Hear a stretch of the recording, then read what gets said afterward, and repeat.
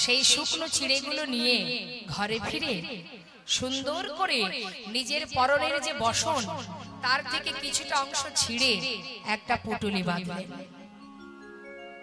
একটা পুটুলি বেঁধে স্বামীর হাতে দিয়ে বললেন, স্বামী নাও, যাও বন্ধুকে দেখে এসো। তবে শোনো স্বামী, আজকের এই ভিক্ষা থেকে একটা দানাও তুমিও খাবে না, আমিও খাবো না, সন্তানেরাও খাবে না। আজ যা পেয়েছি পুরোটাই তুমি তোমার বন্ধুর জন্য নিয়ে যাও। সুন্দর করে পুটুলিটা নিয়ে সুশীলার কাছ থেকে বিদায় নিয়ে এবার আমার গোবিন্দ যাচ্ছে দ্বারকায়। আহা, সুদামা যাচ্ছে দ্বারকায়। তা দ্বারকায় যাচ্ছে বাবা, পুটুলিটা বুকের মধ্যে চেপে ধরে মনের আনন্দে যাচ্ছে কানাইকে দেখবে বলে। সুদামার জন্য শুকনো চিড়ে নিয়ে যাচ্ছে। পথে যেতে যেতে যাকেই পারছে তাকে জিজ্ঞাসা করছে, তোমরা বলতে পারো, এই যে তোমরা বলো না দ্বারকায় যাব কোন পথে? সকলকে ডেকে ডেকে জিজ্ঞাসা করছে। আর কানাইকে স্মরণ করে বলছে, বন্ধু একবার দেখা দে রে ভাই কানাইয়া, দেখা দে আমার, একবার দেখা দে রে ভাই কানাইয়া, দেখা দে আমায়, একবার দেখা দে রে ভাই কানাইয়া, দেখা দে আমার, একবার দেখা দে রে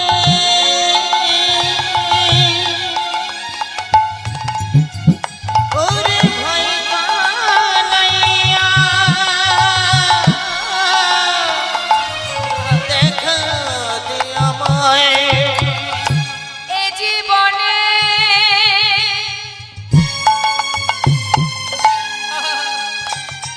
কতদিন দেখিনি তোমার,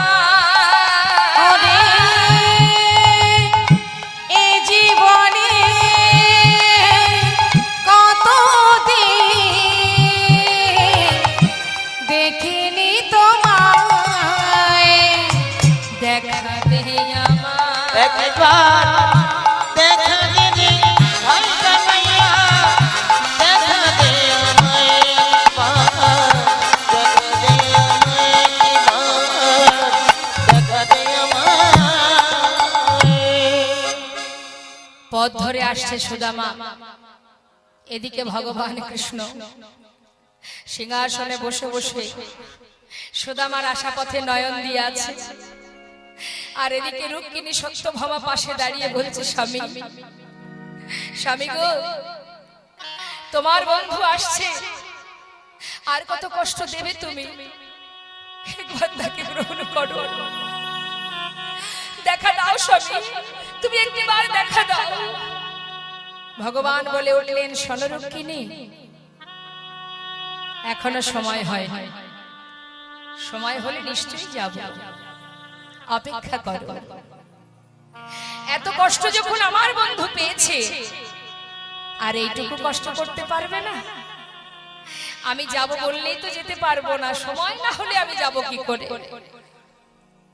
এত রাস্তা যখন এলো, আমার দ্বারে এসে দাঁড়াক, তবেই তো জানবো বন্ধু আমায় বড় ভালোবাসে। অপেক্ষা করো রুক্মিণী, একটু অপেক্ষা করো। সুদামা এক পা দুপা করে দ্বারকায় সেই অপরূপ সেই প্রাসাদ দর্শন করে দ্বারকাবাসীকে ডেকে বলছে, দ্বারকাবাসী তোমরা তোমরা জানো এইখানে আমার কানাই আছে কিনা? কানাই ধীরে ধীরে দ্বারকার দ্বারে এসে দাঁড়িয়ে, ওই প্রাসাদের দ্বারে দাঁড়িয়ে সেই প্রাসাদ দর্শন করে মনে মনে ভাবছে, এইখানে আমার বন্ধু থাকে, এত বড় রাজ্যের রাজা আমার কানাই, আমি যে তার বন্ধু, দিন কাঙাল। আমার কথা কি তার আর মনে আছে? সে যে রাজা, রাজভোগ সেবা করে, রাজ সিংহাসনে বসে থাকে। আমার মতো কাঙাল বন্ধুর কথা তার আর মনে নেই। কিন্তু বড় আশা করে এলাম, একটি বারকে দেখা পাবো না। আমার হাতের এই শুকনো চিড়ে আমি কেমন করে দেব তাকে? দিতে পারবো না, এই চিড়ে আমি ওকে দিতে পারবো না। লুকিয়ে রাখলেন বাবা। সুদামা শুকনো চিড়ের পুটুলিটা লুকিয়ে রাখলেন, কানাইকে দেবে না বলে। কি করে দেবে? যে রাজভোগ খায় তাকে চিড়ে দেবো কি করে? আমি দিতে পারবো না। লুকিয়ে রেখেছি। দ্বারে এসে দাঁড়িয়েছে, এসে জিজ্ঞাসা করছে, আয় দাঁড়ি, দাঁড়ি, এখানে কি আমার কানাই থাকে? दारी बोलছে कौन हो तुम, कहां से आए हो, तुम्हारा नाम क्या है? সুদামা বলছে, দেখ আমাকে চিনবি না, আমি বৃন্দাবন থেকে আসছি। ও হ্যাঁ রে, তোরা বল না এখানে আমার কানাই আছে কিনা? दारी द्वारपाल बोले, देखो इधर कोई कानाई वानाई नहीं है, ये जो राजा है ना उसका नाम है कृष्ण। कृष्ण? अरे अरे द्वारपाल শোন শোন, যে কৃষ্ণ সেই তো কানাই, আমাকে যেতে দে, আমি ভিতরে যাই, একবার আমার বন্ধুর সঙ্গে দেখা করে আসি, যেতে দে। লীলার পাশে দাঁড়িয়ে ভক্ত বললেন, দেখো देखो देखो ये गरीबी का हाल,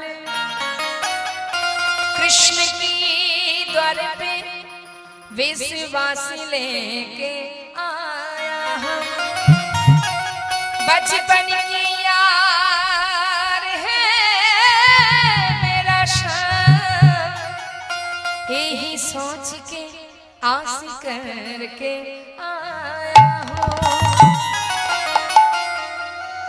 हरिद्वार पालो उसका नैया से कह दो, हरिद्वार पालो उसका नैया से कह दो, हरिद्वार पालो कन्हैया से कह दो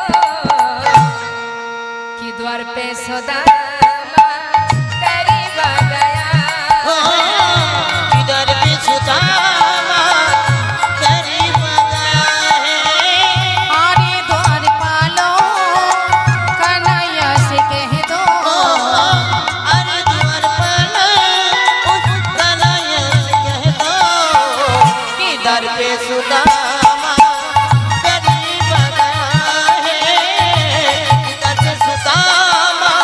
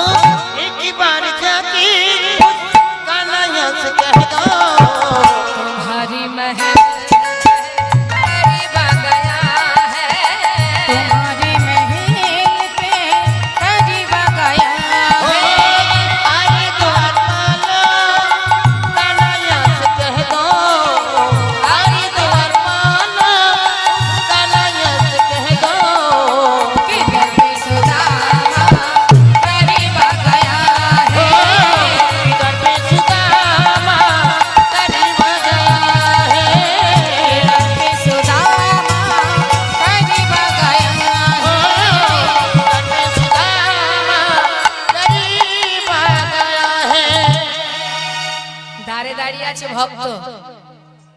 দেখুন সুদামা কিন্তু বাবা একদিকে ভক্ত একদিকে সখা। আজ আমরা জানবো বন্ধুত্ব কাকে বলে। বন্ধু তো সবারই আছে, বন্ধুর মতো বন্ধু কয়জন আছে? একদিকে সে প্রিয় বন্ধু, আর একদিকে আবার প্রিয় ভক্ত। দ্বারে দাঁড়িয়ে আছে, এদিকে রুক্মিণী সত্যভামা ডাকছে গোবিন্দকে, স্বামী তোমার বন্ধু দ্বারে দাঁড়িয়ে, এবার তো তুমি যাও। রুক্মিণী আরেকটু অপেক্ষা করো, আরেকটু অপেক্ষা করো। দ্বারপাল বিলম্ব না করে সুদামাকে দ্বারে দাঁড় করিয়ে রেখে ভিতরে চললেন রাজার কাছে আদেশ পাওয়ার জন্য, অনুমতি নেবার জন্য।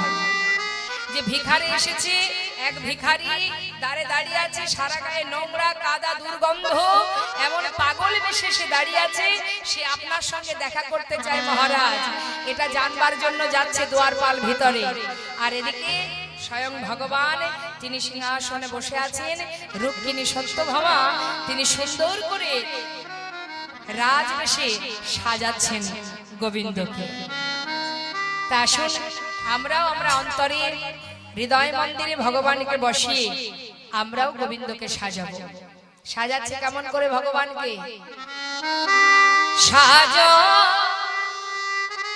মহান তুমি সাজো, সাজো মোহন তুমি সাজো,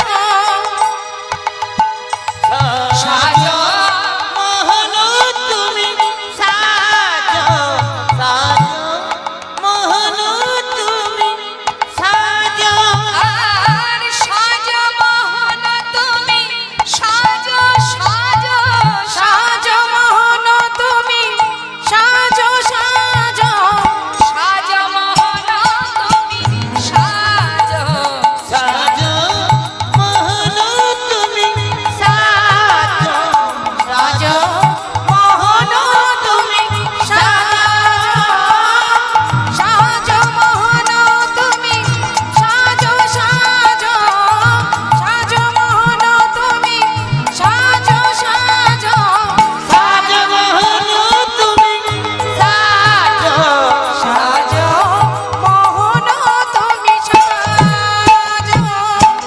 তুমি চির সুন্দর চিরয় অভিলাষী, তুমি চির সুন্দর চির অভিলাষী, মাথে শিখি পাখা হাতে লয়ে বাঁশি। তুমি চির সুন্দর চির অভিলাষী, মাথে শিখি পাখা হাতে লয়ে বাঁশি, গোকুলের কাঢ়া ব্রজেতে শ্রীকৃষ্ণ, গোকুলের কাঢ়া ব্রজেতে শ্রীকৃষ্ণ, নব নব রূপে তুমি আজ। সাজো মোহন তুমি সাজো, সাজো মোহন তুমি সাজো, সাজো মোহন তুমি সাজো, সাজো সাজো মোহন তুমি সাজো, সাজো সাজো মোহন তুমি সাজো, সাজো মোহন তুমি কি বলছে? সাজো হে মোহন তুমি সাজো। তবে কোথায়? হৃদয় মন্দিরে বসিয়ে, হৃদয় মন্দিরে ভগবানকে বসিয়ে সাজাচ্ছে, সুন্দর করে সাজাচ্ছে যখন মা, এদিকে দ্বারপাল ভিতরে আসছে। দ্বারপাল যখন ভিতরে আসছে, এসে কি দেখছে? ভগবান সাজছে। ভগবান সাজছে দেখে দ্বারপাল দাঁড়িয়ে আছে। ভগবান বলেন, দ্বারপাল এসো। কি হয়েছে বলো মহারাজ? আপনার দ্বারে এক পাগল এসে দাঁড়িয়েছে, সে আপনার কাছে দেখা করতে চায়। পাগল? তুমি কি করে জানলে সে পাগল? মহারাজ তার বেশ দেখে, বেশ বেশ দেখে কখনো বোঝা যায় সে পাগল কি অন্য কেহ? নাম কি তার? তার নাম সুদামা। যেই না বলেছে সুদামা, আর কি গোবিন্দ থাকতে পারে? সোনার সিংহাসন পরিত্যাগ করে বাড়ি ছুটতে ছুটতে যাচ্ছে। কনক প্রচণ্ড কৃষ্ণ ছিল বসিয়া, কনকে প্রচণ্ড কৃষ্ণ আছিল বসিয়া, কনক প্রচণ্ড কৃষ্ণ ছিল বসিয়া, কনকে প্রচণ্ড কৃষ্ণ আছিল বসিয়া। ভাইয়া চলিল আজ সুদামা শুনি, ওই না ভাইয়া চলিল দেখো সুদামা শুনিয়া, ভাইয়া চলিল দেখো সুদামা শুনিয়া, ধে ধে চলিল, ধে ধে চলিল, ধে ধে চলিল, ধেয়ে চলিল, সুদামা সুদামা বলে ধে ধে চলিল, সুদামা সুদামা বলে ধে ধে ওই চলিল, না ভাইয়া চলিল দেখো সুদামা শুনিয়া, ভাইয়া চলিল দেখো সুদামা শুনিয়া। সুদামা, সুদামা কিন্তু দ্বারে দাঁড়িয়ে আছে বাবা। দেখছে কি গোবিন্দ আমার পাগলের ন্যায় কানাই ছুটে আসছে সুদামা সুদামা বলতে বলতে। দ্বারে দাঁড়িয়ে সুদামা তাকিয়ে আছে, আর গোবিন্দ ছুটে এসে সুদামাকে বুকের মধ্যে জড়িয়ে ধরেছে। বুকের মধ্যে জড়িয়ে ধরে বলছে, বন্ধু এলি বন্ধু, তুই এতদিন পর এলি। ওরে কতদিন তোকে দেখিনি। সুদামা বলছে, কানাই আমাকে ছেড়ে দে, শিগগিরই ছেড়ে দে, আমাকে জড়িয়ে ধরিস না। কেন দেখছিস না সারা গায়ে কত নোংরা লেগে আছে, কত দুর্গন্ধ। হ্যাঁ, আমাকে ধরিস না, তোর অঙ্গে লেগে যাবে, আমায় ছেড়ে দে। আরে এতদিন পর এলি তুই, তোকে আমি ধরবো না? বুকের মধ্যে আয় বন্ধু। কেমন আছিস তুই? বল, কেমন আছিস? এতদিন ভালো ছিলাম না কানাই, তোর মতো বন্ধুকে পেয়ে আজ আমি অনেক খুশি, অনেক ভালো আছি আমি। বেশ চল ভিতরে চল। ভিতরে? না না, আমি ভিতরে যাব না। এই যে তোকে দেখলাম, ব্যাস, আর কিছু চাই না। এবার আমায় যেতে দে, আমি চলে যাই। কোথায় যাবি তুই? কেন? আমি ফিরে যাই? কোথায় ফিরে যাবি? আমার কাছে এলি চলে যাবি মানে? ভিতরে চল।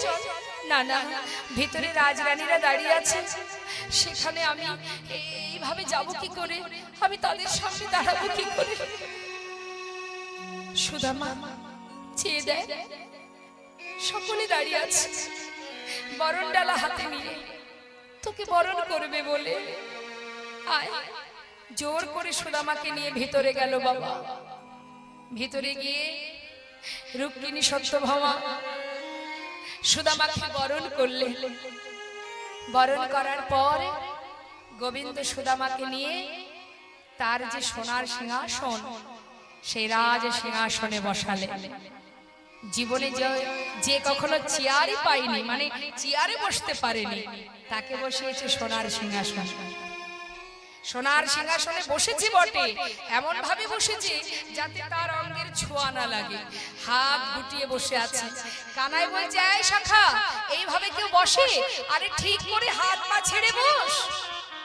জোরপূর্বক সিংহাসনে বসিয়ে রুক্মিণীকে ডাকছে, রুক্মিণী জানো রুক্মিণী, আমার বন্ধু সে মস্ত বড় পণ্ডিত, তাই যাও রুক্মিণী, দেরি না করে গঙ্গার জল নিয়ে এসো, আমি আমার বন্ধুর চরণ ধৌত করব, শিগগিরই যাও। বিলম্ব না করে রুক্মিণী সত্যভামা একটা সোনার থালা পেতে দিলেন। সোনার থালা পেতে দিল, আর এদিকে জল নিয়ে এলো। গোবিন্দ আমার নিজে হাতে সুদামার চরণ ধৌত করছে। সোনার থালাতে সুদামা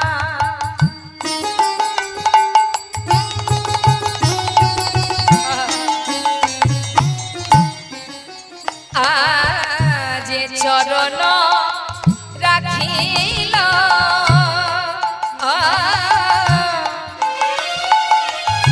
সোনার থালাতে সুদামা দেখো চরণ রাখিল, ওই দেখো স্বর্ণ ভিকারে জল চরণেতে দিল আজি। আজি স্বর্ণ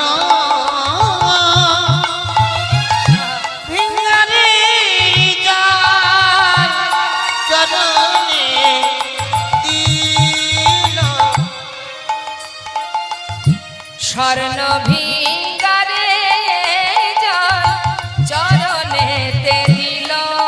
দেখো স্বর্ণ ভিঙ্গারের জল সুদামার চরণেতে দিল। নয়ন জলে প্রভু আমার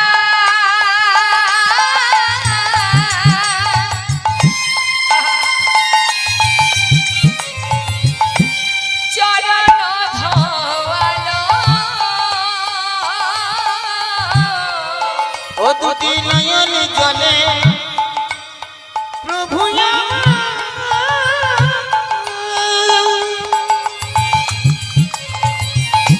চরণ ধুলো।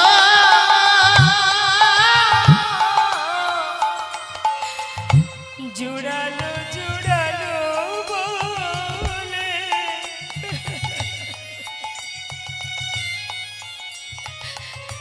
খাদিতে লাগিল। এ প্রাণ জুড়ালো জুড়ালো বলে কাঁদিতে লাগিল। আহা, আনন্দ আর ধরে না রে, আনন্দ আর ধরে না রে। ভক্তের যুগল চরণ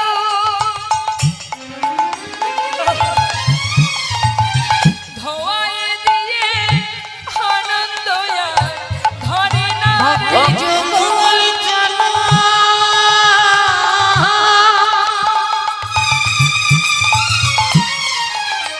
ওই হৃদয় ধরে আনন্দ আর ধরে না রে।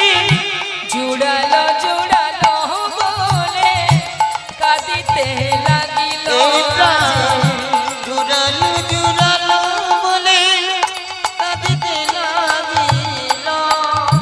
দেখুন বাবা, তিনি কিন্তু জানেন যে সুদামার কাছে শুকনো চিড়ে আছে, কিন্তু গোবিন্দ ছলনা করে বলছে, হ্যাঁ রে বন্ধু, এত বছর পর এলি, আমার জন্য কিছু আনিসনি?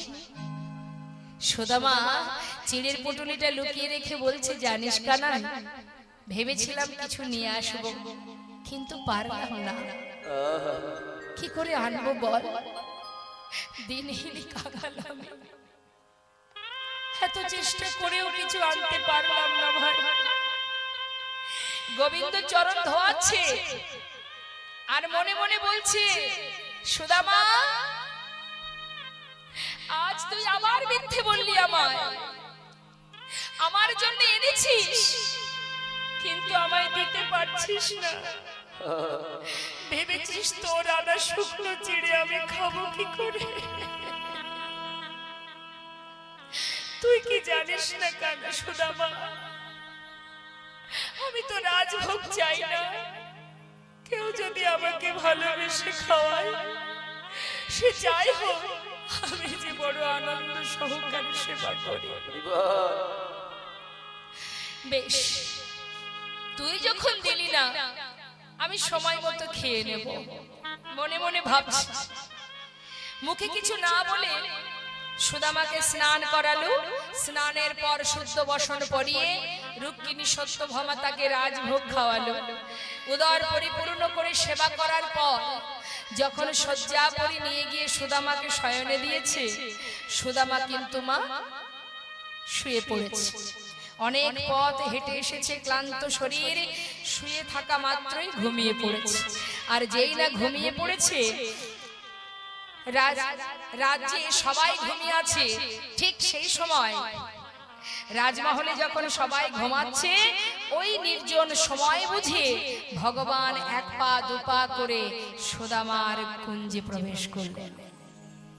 ওই শয়ন মন্দিরে প্রবেশ করে দেখছে সুদামা শয়নে আছে। এক পা দুপা করে ধীরে ধীরে সুদামার চরণের পাশে গিয়ে বসেছে। চরণের পাশে বসে নিজের হাত দিয়ে সুদামার চরণ দুটি চেপে সেবা দিচ্ছে। চরণ সেবা দিচ্ছে কেন?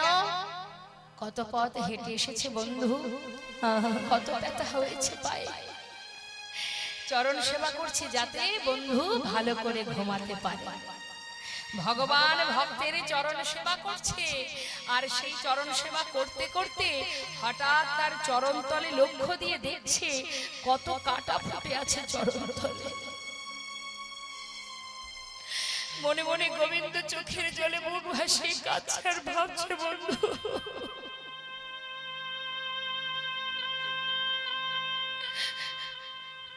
কত ভালোবাসে সবাই, তুই চরণ তলে কত কাটা ফুটেছে কিন্তু লক্ষ্য নেই তোর, শুধু আমাকে দেখবার বাসনা। চরণ থেকে রুধির ঝরছে, ভগবান একটা একটা করে নিজের হাত দিয়ে করকমল দিয়ে একটু একটু করে কাটা পরিষ্কার করছে। কিন্তু মা কাটা পরিষ্কার করতে করতে দেখছে একটা কাটা অনেক ভিতরে ঢুকে আছে, বের করতে পারছে না, কিছুতেই তার হাত দিয়ে বের করতে পারছে না। কিন্তু কি করে বের করবে সে, কিছু মাথায় আসছে না, কেমন করে বের করব। ধীরে ধীরে সেই চরণের কাছে তার বদনটা নিয়ে নিজের দাঁত দিয়ে সেই চরণটার থেকে কাঁটাটা ধরে যখন জোর করে টেনে বের করেছে, সঙ্গে সঙ্গে সুদামার চমকে উঠেছে। আর যেই না চমকে উঠেছে, সুদামার যে লোকানো চিড়ের পুটুলিটা ছিল সেটা নিচে পড়ে গেছে। আর যেই পড়ে গেছে গোবিন্দ বলছে, সুদামা এতে কি আছে ভাই? ছুটে গিয়ে সেই পুটুলিটা হাতে তুলেছে। সুদামা বলছে, কানাই আমায় দে ভাই, ফিরিয়ে দে, আমায় ফিরিয়ে দে বলছি, ওটা খুলিস না, আমায় ফিরিয়ে দে। কেন খুলবো না কেন, কি আছে এর মধ্যে? যেই না খুলেছে দেখছি শুকনো চিড়ে। ও তুই আমার জন্য চিড়ে এনেছিলি, আমায় দিলি না কেন বলে? সুদামা বলছে, কানাই খেতে পারবি না, আমায় ফিরিয়ে দে। খেতে পারবি না ভাই, আমায় ফিরিয়ে দে বলছি। আরে দাঁড়া, প্রতিদিন ক্ষীর সর নড়ি মাখন খেতে খেতে আমার মুখের আর কোনো স্বাদই নেই, আজ আমি চিড়ে খাবো, একটু তো স্বাদটা পাল্টাবে, দাঁড়া। যেই না চিড়েটা মুখে দিতে যাবে, হঠাৎ দেখছে কি মা, চিড়েগুলো সব ভিজা। আরে চিড়েগুলো বুঝি ভিজিয়ে এনেছিস যাতে খেতে গেলে আমার কোনো কষ্ট না হয়? এই না হলে বন্ধুত্ব, ঠিক করেছিস, খুব ভালো কাজ করেছিস। সুদামা বলছে, কানাই আমি তো চিড়ে ভিজিয়ে আনিনি ভাই। তাহলে ভিজলো কি করে তা তো জানি না, তবে আমার মনে হয় পথে আসবার সময় আমি তোর কথা ভাবতে ভাবতে যখন আমি কাঁদছিলাম, আমার চোখের জলে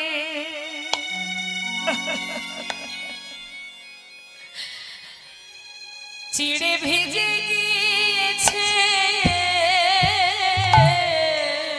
চোখের জলে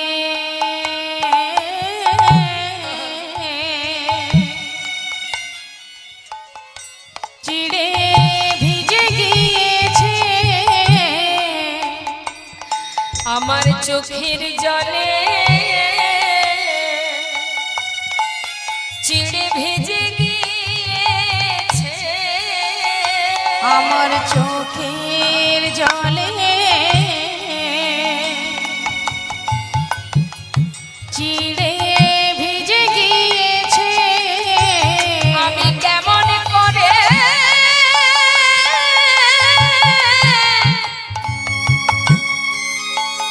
ওরে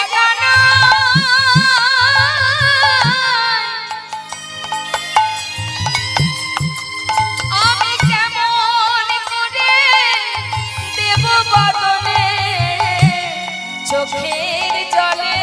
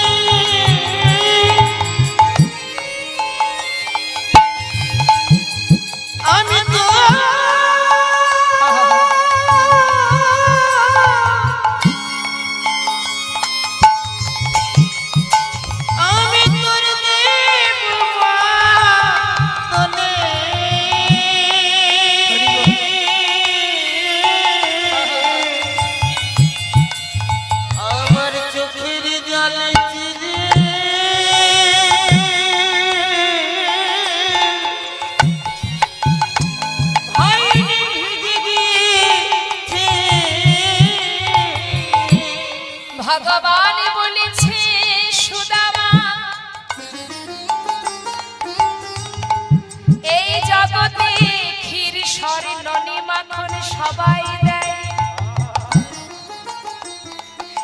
কিন্তু এমন চোখের জলে ভিজানো চিড়ে কেউ দেয় না।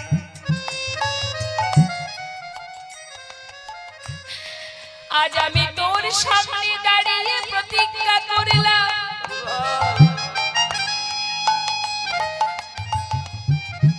যে চিড়ে তুই দিতে দ্বিধা করলি, আগত কলিযুগে আমি নদিয়ায় যাব, আমি নদিয়ায় গৌর হব।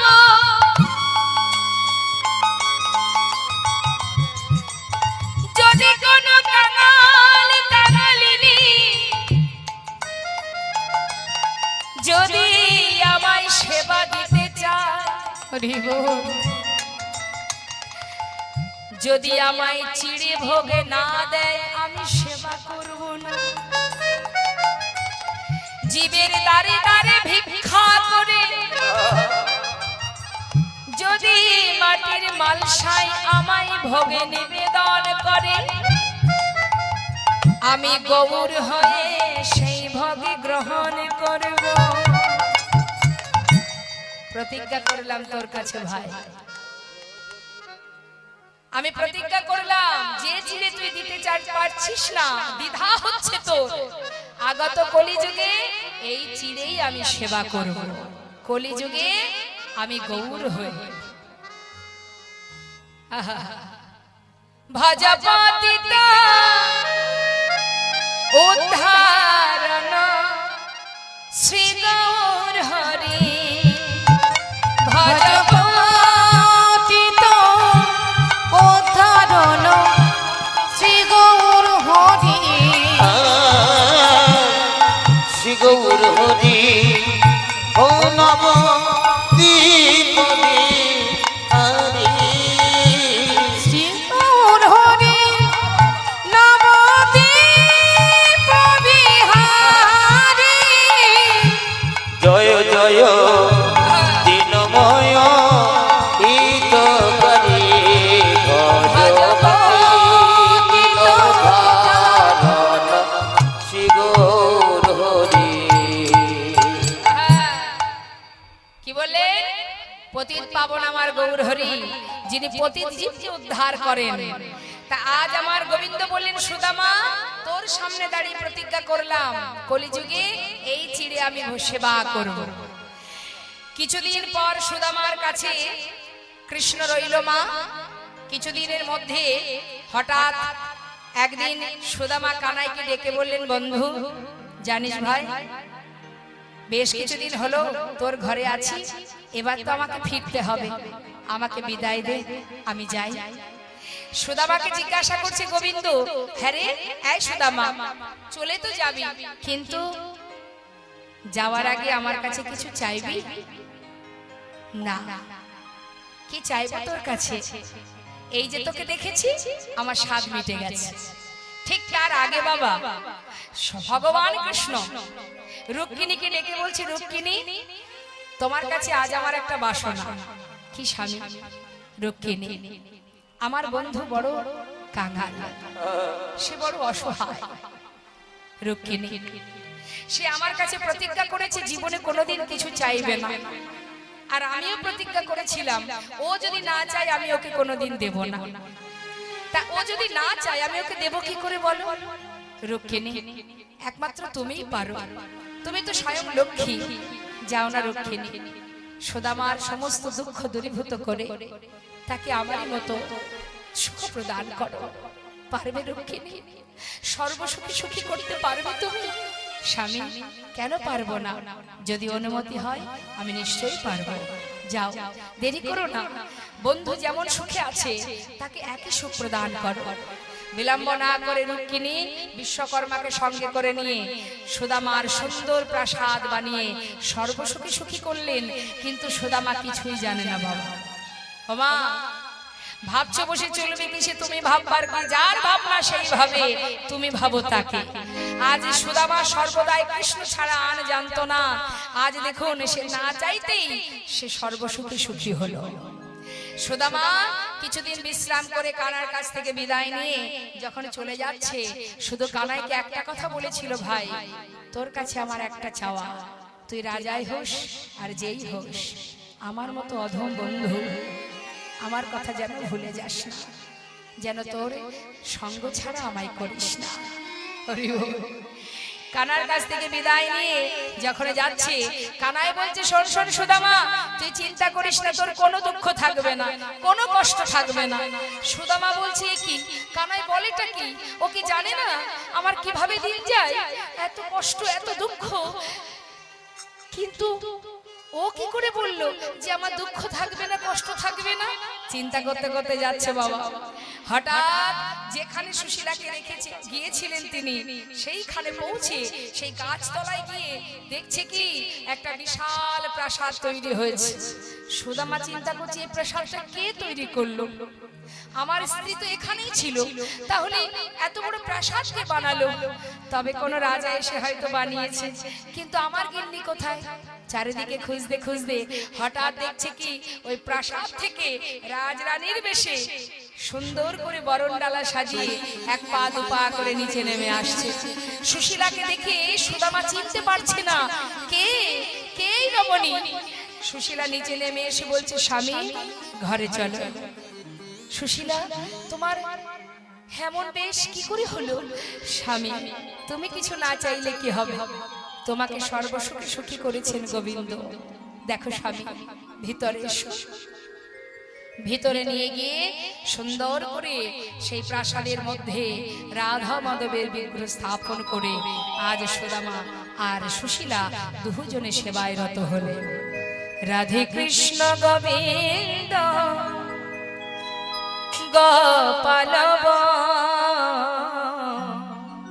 রাধা রমণ হরি হরি হরি বল। রাধে কৃষ্ণ গোবিন্দ গোপাল বল বল, রাধার মন হরি হরি হরি বল। রাধে কৃষ্ণ গোবিন্দ গোপাল বল, রাধা হরি বল। রমণ হরি হরি হরি বল। গিরিধারি বল, গোবর্ধন ধারি বল, আর গিরিধারি বল, গোবর্ধন ধারি বল, আর রাধা রমণ হরি কৃষ্ণ কৃষ্ণ বল। রাধার মন হরি কৃষ্ণ কৃষ্ণ তুমি রাধা না, জগতের না, আর তুমি রাধা না, জগতের না। গোপীজন বল্লভ প্রভু গোপীনাথ। রাধে কৃষ্ণ